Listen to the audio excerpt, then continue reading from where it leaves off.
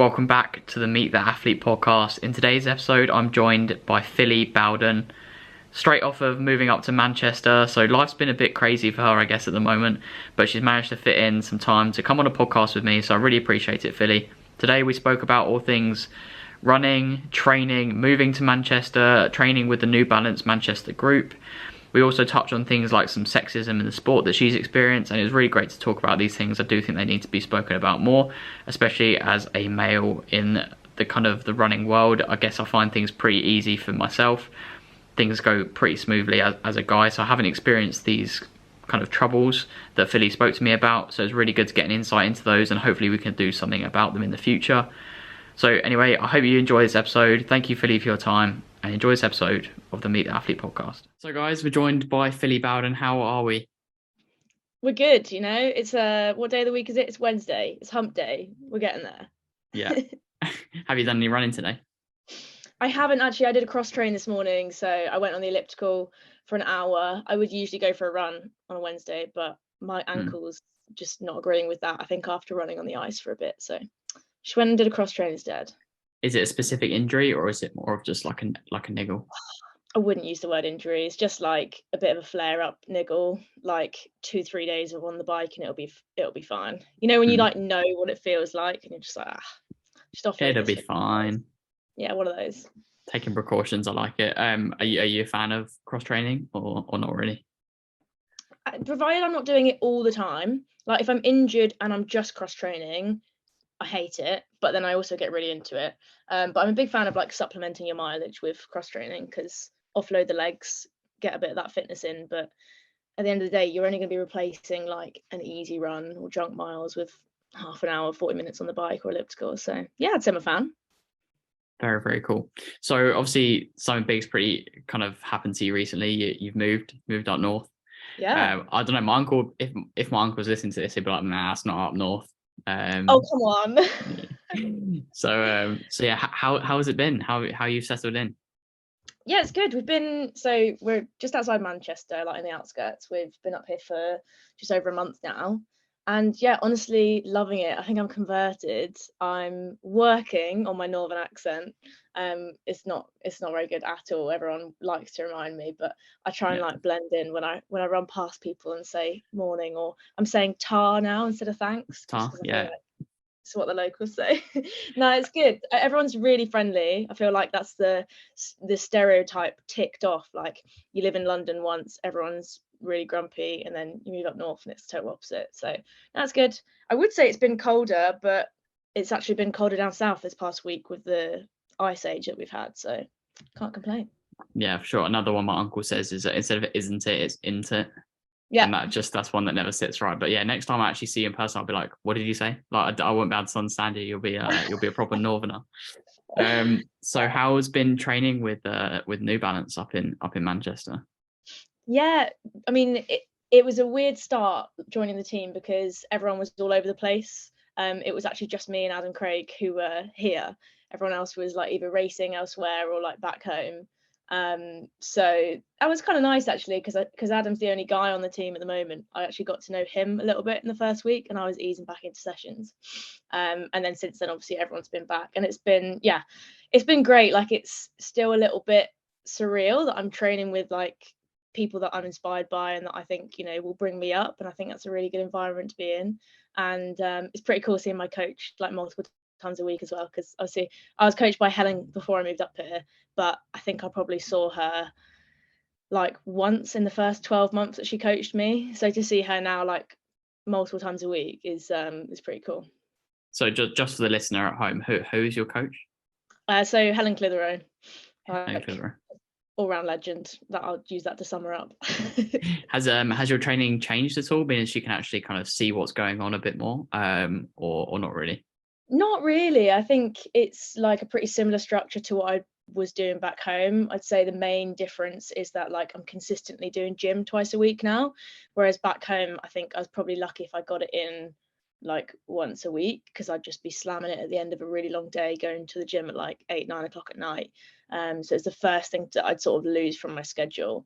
So no, other than that, it's just the only difference is like having company for all my runs and stuff. I'd sometimes have company for sessions when I was down in Reading, but yeah, that's the main difference really.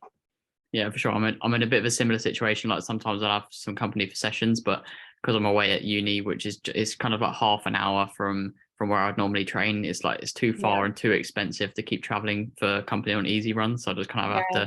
to brave it and get out in the Put horrible music in, Maidstone. or listen to a good podcast, I guess. I don't know any good podcasts. So does that mean you're kind of in the know now with like New Balance? So like, because I know some people, and obviously we can't talk about it on the pod, who will be signing with New Balance Manchester very soon. Are you in the know with that sort of thing as well? You know people that will be signing with the team. I do, yeah. I mean, well, you know Uh, more than me then in that okay. case. I don't know if I'm meant to know. I'm gonna get New Balance like messaging me now, like, how do you know? Yeah, it's just through friends of friends of friends. So Okay, so yeah, interesting. Well, I'll have to yeah, pick your brains off the record after the yeah. call then on Yeah, that. for sure. It's yeah, definitely can't talk about it on here because I'll probably get sued. Um so was the training group the main thing that made you decide like kind of wanting to move up north? Or was there other impacts as well? I mean, it's the whole team setup. So like joining the team is definitely the reason that we moved up here. And it's like, you know, obviously having the people to train with, having my coach there, the gym set up, like you've got your kit and shoes all sorted and they go on training camps, you know, like 2-3 times a year. So it's that whole like package, I guess, that whole setup of training and like behaving like an elite athlete, even if you're on the cusp of that elite, or you know you're kind of on your way there. um I probably would have moved up north anyway at some point. I don't think my partner would have come with me unless I had something like this as legit to like move up here. I've dragged him out of London, so I think it would have needed something like as good as this to get him out of the south. But on that point, he is also loving it up here, so I was gonna say, from what I've seen of Dan, I think he would have gone with you. He seems like a lovable guy and a nice down he's to very earth bloke. supportive. So Yeah. yeah. So is that the plan then to go on to a few training camps this year? Yeah, we're actually heading out to Flag on the 3rd of Jan for a month. So I've not been to Flagstaff before, heading out there for a month. So really looking forward to that. That's Love training. definitely up there on the kind of the list of like training camp places. So while you're on your way to America on the 3rd of Jan, I'll be restarting uni, my second Oh, term. So you know, great similar fun, great levels of fun. excitement then. Yeah, but absolutely buzzing for it. Whilst my sister's got like another month of holidays, I'm back doing clinic and stuff. But what are the training facilities like in Manchester? Have you got a track and stuff? Yeah, so we usually get on Stockport track, which is sort of in the middle of Stockport. Once a week at the moment. I think in the summer, obviously, it'll be twice a week, and we have it to ourselves, like whenever we use it in the mornings, which is really nice. And it's a pretty good track actually.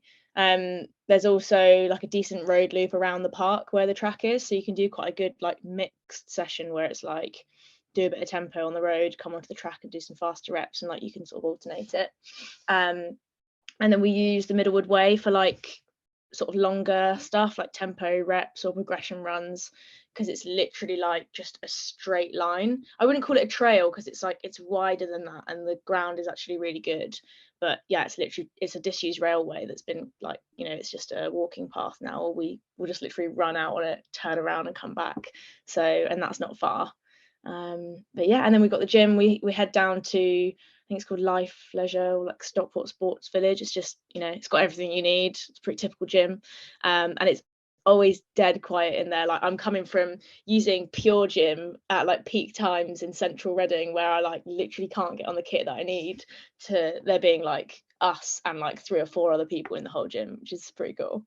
Yeah, I'm living the Pure Gym life at the moment. 'Cause it's the only gym that I can pay a membership for and be able to use when I'm at uni and then when I go back home.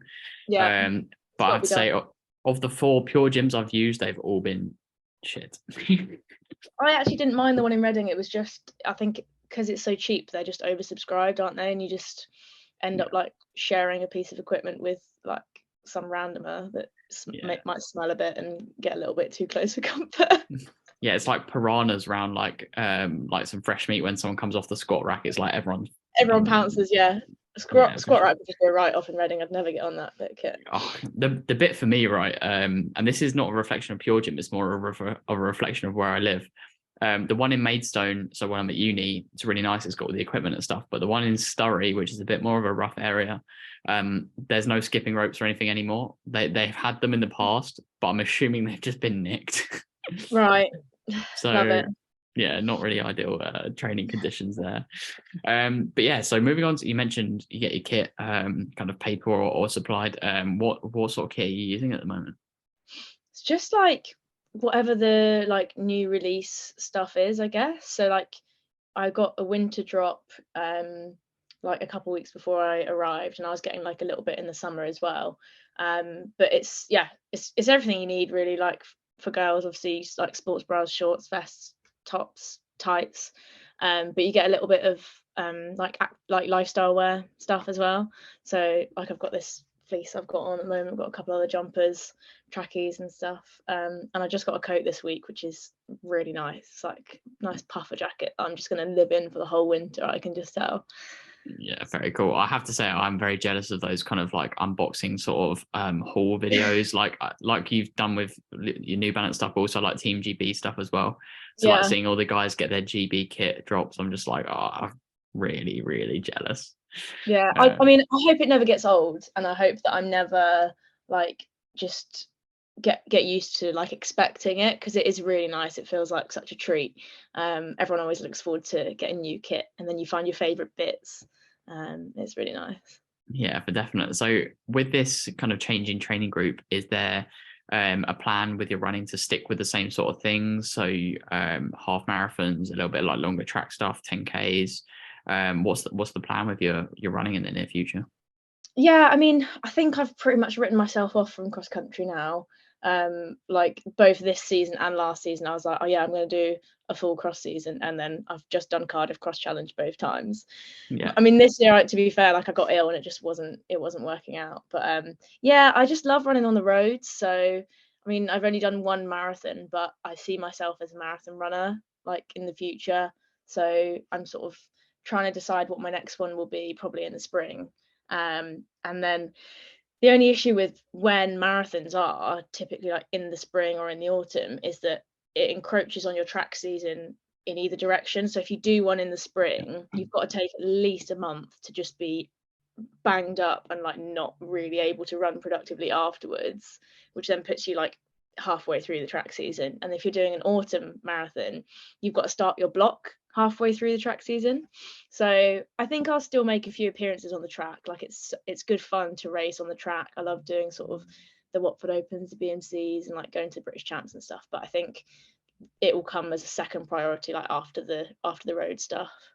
Yeah, for sure. I mean, if they added a Watford Wednesday marathon, I mean, I'm sure that the actually no, that definitely wouldn't be oversubscribed. I think you might get a couple people doing it, but not many at all, You'd only really. be able to get so many people on the track. They'd probably turn the lights off as well, like they do when there's too many 3Ks. Would you ever do a marathon on the track, or do you think it's 105 laps? I don't know if my like hips would be able to deal with the going in one direction for so long. Maybe if we could turn around at halfway or something. I'd do Okay, it if it was like for charity or something. But yeah. I think given the choice, I'd rather go and do like Chicago or New York, or go and see somewhere other than like, oh, it's another 400-meter oval. Like I guess that's a great thing about doing like city marathons is that it's kind of sightseeing as well. Whereas obviously, yeah, the track it's you're seeing a lot of one thing over and over yeah. again. Yeah, I mean, you say that, but I mean, 9 times out of 10 when you go to a race, like you see the hotel room and like maybe the airport if you've flown there, and then like the course. I think if you're strategic about it, you've got to book like 2 extra nights after the race to like do a bit of sightseeing, because I'd have loved to see the city when I did the marathon in Seville, but I saw what I saw when I went for a run. The second half of the marathon is just a blur. I don't think I even saw any of the course. And then it's like you leave and it's such a beautiful city. So I think if you do it like that, then you've got to like tack on a little holiday onto the end, which is a good idea because you can't really do much anyway. No, it's true. You've probably had this question asked quite a lot, but London doesn't tickle your fancy, being as it's kind of like right, it's just in spring. Yeah, definitely at some point. I think the issue for me with London at the moment is because they set the elite women off on their own, it unless you're able to run with a pack of those elite women for a considerable amount of the race, you're running a marathon on your own. And I can remember a few years back, I went to watch it, and there were a few Brits that were in the elite field. And by like mile 8 or 9, there was no one around them, like 400 meters in front, 400 meters behind, and they're just running on their own. The crowds are great, sure. But like the one that I did, for example, everyone gets set off at the same time. So I've got a bunch of dudes to run with in the masses. Yeah. And like, it's more of like a constant stream. Whereas if you're in the elite women's race that they set off first before the masses, you've got to be like at least sub 2:30, like probably in like the 2:25, 2:26 to actually have a decent amount of company to share the work for the race. Yeah, to be fair, I've heard a lot of people, especially kind of elite runners, actually talking about how London isn't actually fantastic as an elite runner. It's obviously Mm. it's great for your average Joe, your everyday runner, but you guys are in the kind of like the top 1%, 2% of elite marathon running. Yeah, it doesn't strike me as something that is maybe as enjoyable because even some friends of mine ended up like running pretty much solo, Yeah, and these are quick guys, so. it's definitely on the bucket list because I've been to watch it so many times, and I think the atmosphere is like amazing, even just as a spectator. And probably you get a better race out of it in my position, like running with the masses. But the problem then is that you don't have your drink stations provided like you do in the elites. So it's a toss up between the two. I'm sure Dan could stand somewhere around the course with a bottle, like It's so busy. You cannot get around. I managed to see my dad 3 times when I went to watch him at London, and it's like battling through the crowds. There's no way they'd let him on the course on a bike or something. yeah. To be fair, like when I went to watch it last year, because my dad did it as well, there was like a bit of a quieter bit of the course, and even Yeah, then, there's like marshals that are like telling you to move out the way and stuff. So even in the quiet bits, you can't get close. You couldn't get yeah, close enough to give a bottle or anything like that. yeah. So I ended up running with my dad and passing him a bottle before I got kind of chased off by security. But that's a conversation for another time. Um, just something I'd really like to talk to you about. I know you're very big on this, and I think obviously a lot of people should be. As a bit of an ignorant male, I'd like to talk about kind of sexism in the sport and if you've experienced any, because I know there was a big thing about the trophy. I can't remember if it was a cross country relay or the road relays, but I'd just like to talk about that a little bit more if you're happy to do that. Yeah, Um, sure. so we'll start with the trophy, because for the listener who maybe doesn't know, the trophy had a bloke on the trophy for the women's race. So it's basically Yeah, like, well done, you've won the race. Here's a medal or trophy with a guy on it. yeah. Did anything come of that when you sent them an email? So I passed on some feedback, like including based on what other people had said to me, because I basically put something on my story, like without any of my own judgment, because I have my opinions on like that situation, and kind of asked people what they thought on it. And I think it was about like 75% of people said that there should be at least the same medal for everyone that doesn't have a gender on it. Like it's just because they used to just have a rose. There was nothing wrong with that, like England road running medal. I think to be honest, they just changed it because it was like a cheaper design or something. But if you're going to have different medals, like for the men and women, then you need to like represent different, people on that, or just take away the runner. And some people said, it could be a woman, but they're Yeah, wearing shorts that are typically men's length, and they're typically built like a male. Okay, there are differences, and different people can look a different way.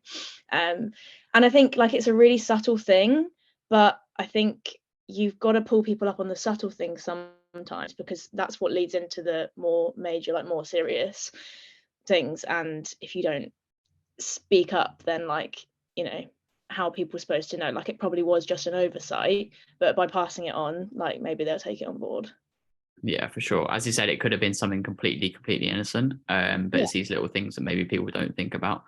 Um, so yeah, things like having like an elite wave, where it's based on time, but there's not like times respective for men and women, things like that. But is there any other things that you've kind of, is there any personal experiences you've had of sexism in the sport, or anything you found?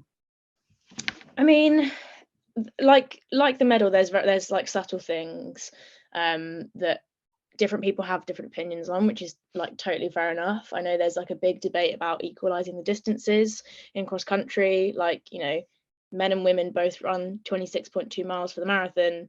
Why in cross country, for example, is the national like 8k for women and 12k for men? Like, surely just make them both 10k. Like, we can do it, guys, trust us. Like, I similar to the medal, I once won some gloves from a race. Like, this was years ago, and I won some gloves as like being the female winner, and the male winner got them as well.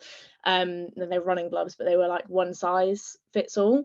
But what that Okay. really meant was like one size of men's like hand size, because they were Okay. literally like oven gloves, and I was like, oh, these gloves are sick, but like I can't wear them because like they're literally falling off my hands. So there's like subtle things like that where you're just not sort of thinking. And I think sometimes those things can slip off the radar, but like I said, I think it's important to sort of point them out, because the participation in this sport is not equal. Like, there's vastly more men than women, and sometimes maybe it's the subtle things that are the reason for that. And then you've got the occurrences which I'd say are more sort of verging on like harassment rather than sexism. So like being followed, being chased, catcalling, people shouting at you to get your tits out when you're on a run, like, which I'd say the vast majority of the time happen to women, like, rather than men. And like those are all instances of things that have either happened to me or like close friends. And that's not, you know, that's not just a running problem, that's a much wider problem. So I'll stop that can of worms that I'm slowly opening there. No, it's good. This is obviously a safe space to talk and whatnot. But I have to say, going back to that kind of conversation about the distance of men's and women's races, when I first initially came across that kind of discussion, my instant reaction was, well, yeah, why would they do any less? And then having spoken to a few male and female athletes, I guess the general consensus, obviously, on this very small sample size, was that they're running the same kind of time rather than the same distance. But distance seems a bit more applicable, or seems more reasonable for me. Yeah. We don't judge like cross country races, especially, which is obviously where that main difference comes in. We judge it off of position, not off of the time. So why would we not equal the distance? But yeah, I have to say, and this is not me making it absolutely okay or anything like that. I have definitely been on the receiving end of like some catcalling before. And I have to say, I've got the privilege of feeling pretty safe wherever I go as a guy. But even then, it does throw you off a little bit. So I can definitely understand how that would be very kind of concerning, or makes you feel unsafe and things like that. Yeah. But yeah, definitely this sort of stuff definitely needs to be talked about more. And as someone who kind of wants to get into coaching female athletes, I really want to understand this kind of side of the sport a lot more, especially things like how it comes down to like training when you're on your periods, for example. Sometimes, yeah, it might not make any difference, but when it does make a difference and you're feeling a bit shit, how do you kind of change training for that? So that'd be another question that I could maybe ask you if you're happy with that. Is like how do you change your training if it happens that you kind of, I don't know, you come onto your period that sort of time of the month and you're feeling a bit shit? Yeah, so I think it's really, like a lot of things with like coaching styles, training styles, it's really down to the individual. And like me personally, I don't tend to have like a different feeling that I've noticed like associated with where I am in my cycle. But I know that for some other people that have like really bad period pains, or like they've even got maybe endometriosis or something, it like really affects their training. And it's important for a coach to like understand how that person ticks, and then also like as a female, how and if your cycle like interacts with your training. And I'm sure it does for me. Maybe I just haven't noticed like a correlation, because I know that like the different level of hormones mean that like at certain times you're better at certain types of training. And I think the Fitter Woman app that Georgie Broomvales has developed, that sort of links with any periods tracking like app, is really good for that, because it will tell you even like at this time, like days 4 to 8 or whatever, you're better at this type of training. So like it's actually teaching you how to use your cycle as a like performance enhancement and not see it as a negative, because we can't get away from it. Like, okay, maybe you can take it out of the equation partially by the type of contraception you're on, but that brings about other problems in that, like if you're not having a proper cycle, like it can impact your bone density. There's just a lot more to think about, and I think just respecting that and understanding it, and understanding that sometimes there is a real need to coach men and women very differently, and just individuals very differently. You know, some people will respond to really high mileage, some people will respond better to like having quite a lot of cross training thrown in. So it's those same sort of things, but like, you know, you've brought it up to recognize it, and I think that's like really important. Yeah, for sure. Yeah, but partly through kind of intrigue, but also having yeah, like sisters, mum, they all run. So like just having that knowledge is really interesting for me. Do you take any like supplements to kind of counterbalance the effects of having a period on a like a high training volume, or not really? I mean, I take iron supplements, and obviously as a woman you're more likely to need to do that. If you know you're having a monthly bleed, it's more likely that you'll have low iron. But I think it's my genetics that I just have like fairly low iron anyway. And I know from like talking to training partners that their numbers for what's normal for them is vastly different for what's normal for me, but it's all relative. So as long as I'm taking my supplements and I'm in what's a good place for me, might be an awful place for someone else, but like I know that my like ferritin or whatever like is just tends to always be low, but I can feel pretty okay on that as long as it's not like really low. So I try and remember to take my iron supplements, but it's difficult because there's a really specific time of day you got to take it, when it's like not when you've had caffeine and not when you've had like dairy or calcium products, and it's like, well, that's like all day. So Okay, because I take iron tablets and I would typically have them after my breakfast, which has milk, and I normally yeah, have a coffee which contains yeah. caffeine. So bit of a I problem there, used to but do the same. So I have mine now like just before I go to bed, because I drink tea most of the day, which I know I shouldn't, but like I have decaf after a certain time. I'm just a bit of a tea addict. But I know that at least at night I can have like a 2 hour clean window where I haven't had it. So at least it's going to be like absorbed well. And if you have it with some orange juice as well, like vitamin C helps absorb it. there you go. Well, if I've learned anything today, it's that I need to start taking my iron tablets with my porridge in the morning. Okay, perfect. So we're going to move on to a section of the vlog that I haven't really kind of given a specific name yet, but it's kind of like Cole's Dream Restaurant, if you like.